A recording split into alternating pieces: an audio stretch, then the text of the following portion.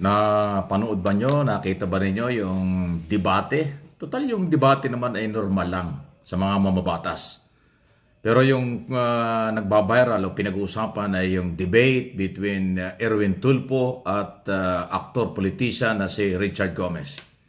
Sa tingin ba ninyo yung debating yon walang halong inggit, walang halong pang-iinsulto? Kasi si Senador, si Tulfo, Tulfo yan eh. Kandidatong for Senador, number 1 sa mga survey. Sa lahat ng survey, laging siyang number 1. Okay? Ito naman si Richard Gomez, para po sa inyong kaalaman, matagal na ito na gustong maging senador. Tumakbo na itong senador, tumakbo na itong party list. Ito yung unang-unang tumakbong party list sa ilalim nitong tinatawag na MAD, yung mamamayang ayaw sa droga. Hindi nanalo. Alam ko, tumakbo rin senador yan, hindi rin nanalo. Naging congressman lang yan nung maging asawa niya si Lucy Torres ng Ormoc. So naging mayor, congressman kasi dahil ng kanyang asawa. Hindi yung dahil sa kanyang pagiging artista. Dahil malakas yung mga Torres sa Ormoc.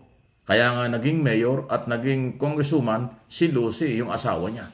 So dahil nag-mayor na si Lucy, kaya siya naman yung naging congressman. So naging congressman siya dahil sa mga taga-Ormoc. Pero hindi siya naging congressman bilang party list ng araw. Hindi rin nagkaroon ng posisyon bilang senador ng araw kahit siya artista. Ay itong Erwin Tulfo, hindi artista, broadcast journalist na katulad natin, na kanyang lingkod, sa matagal na sa media, at nakilala yung mga Tulfo dahil sa kanilang mga programa sa television, higit sa lahat, dahil mayroong kapatid na Tulfong Rapi Tulfo sa Senado. So kaya siya yung awareness napakalawak. Kaya yung bandibate ng dalawang yun, sa tingin po ninyo, walang inggitan o walang kung anumang issue. Kasi parang ang tanong ni Congressman ni Gomez kay Erwin Tulfo, parang may mga hugot. Eto, pakinggan niyo yung ilan lang sa mga question and answer nitong dalawang ito. What were you again, Mr. Speaker? Deputy Majority Floor Leader, Mr. Speaker. Deputy Majority Floor Leader. I'm very sure, Mr. Speaker, that you know very well that the Committee on Anti-Drugs is very active on RA 9165. I am aware, Mr. Speaker. Oh, you are aware, Mr. Speaker. Thank you. If you are aware, Mr. Speaker, then what was the purpose of the privileged speech? I don't know if the good gentleman is aware, the Deputy Majority Floor Leader is aware that Section 21 has been taken up. Can you repeat that, Mr. Speaker? Tagalogin ko po. Since kayo po ay malakas po sa Senado, baka pwede pong sila pong sabihan ninyo dahil wala po tayong counterpart sa Senado. Tapos na po tayo sa amendments natin. At yung pong privilege speech niyo kanina, pagtanggal po ng media, personalities, pag dumarating ang inventory time, pag mayroong bypass, wala na po sa provision. Pagdating ho natin doon, Mr. Speaker, we will do that. But for now, we really have to look into this, maybe push on and convince our counterparts in the Senate to pass this law immediately. Matatagalan pa po tayo kasi dadaan pa po tayo ng eleksyon. Pag hinintay po natin na umabot kayo ng Senado, isang taon na naman po yun. Congratulations po at inamin nyo na talagang panalo na kayo sa Senado. I'm very happy that a colleague of ours will be in the Senate soon. Mr. Speaker, members of the esteemed chamber,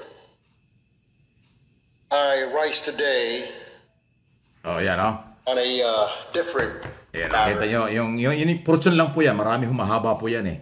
Hindi naman, sinabi ba ni Congressman Tulfo na siya ay senador na? Sinabi niya pagdating doon, kasi nga mag-i-election pa. Pero sinabi ni Gomez, salamat po at inamin nyo kayo mag-senad na senador. Parang, parang iba. Tsaka parang may panlalait yung tanong. Bakit, anong purpose ng speech mo? Tapos na yan dito. Parang ganun ang dating, di ba? So, may hugot po yan. Kung yung mapapansin, hindi lang yan ang unang encounter sa pagitan nitong dalawang mamabatas na ito. Doon sa public hearing nung una, tungkol sa illegal drugs, sa Quadcom din yata nangyari yan eh.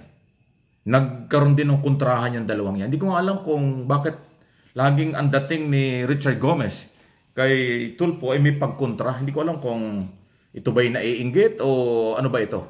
Kaya nga nabanggit ko kanina, matagal na pong nag-aambisyon si Richard Gomez na pumasok sa politika, pero nung binata pa ito, hindi po naging congressman, hindi naging senador.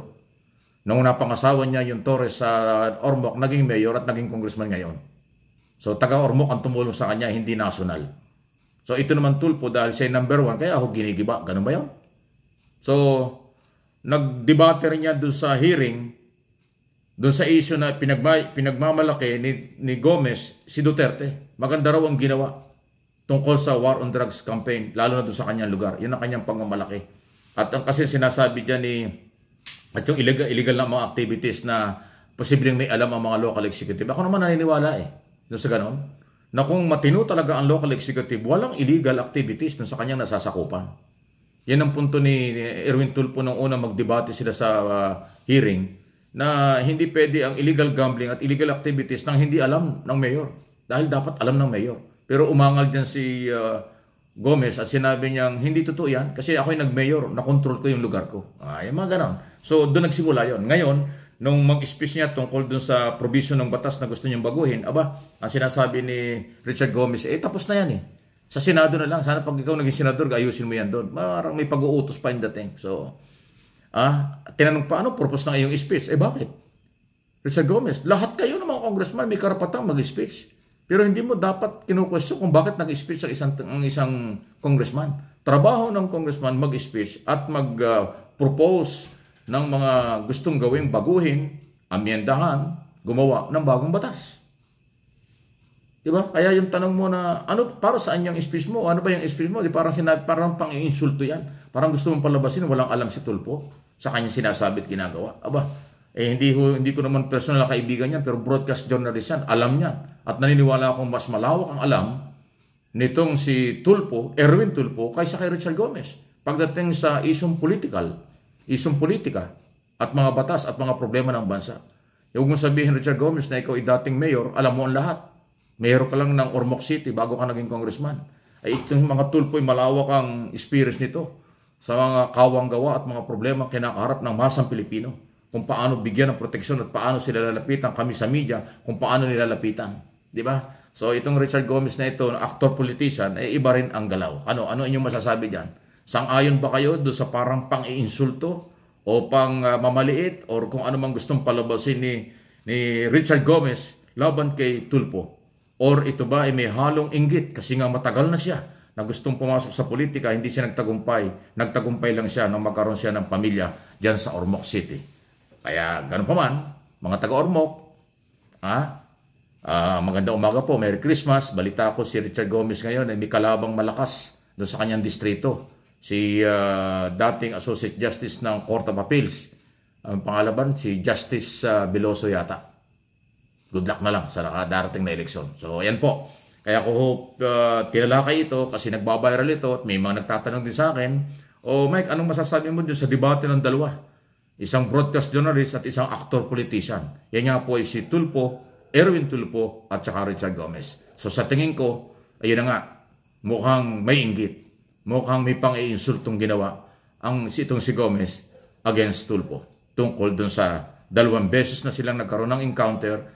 Tulad sinabi ko sa public hearing at dun sa privilege speech na tumayo pa si Gomez para questionin kung ano yung purpose ng speech ng kapwa mambabatas. Talagang kakaiba talaga, Any comment, reaction, malaya po kayo. Please like, share ang aking mga video.